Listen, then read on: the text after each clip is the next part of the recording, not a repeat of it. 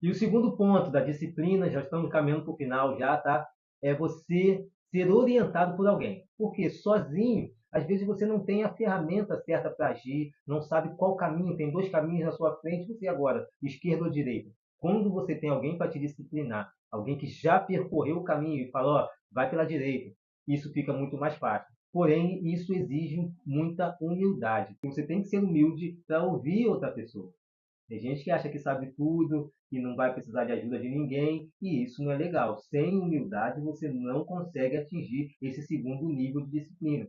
E às vezes a pessoa que tem que te disciplinar, você não gosta dela, né? Ela é do temperamento dominante, ela fala de um jeito grosso, do jeito áspero, e você não quer ouvir, né? Você, essa pessoa só fala com ignorância, não quero saber dela não. Mas é essa pessoa que poderia te disciplinar para o sucesso, te disciplinar para o seu objetivo, te disciplinar para alcançar o seu sonho.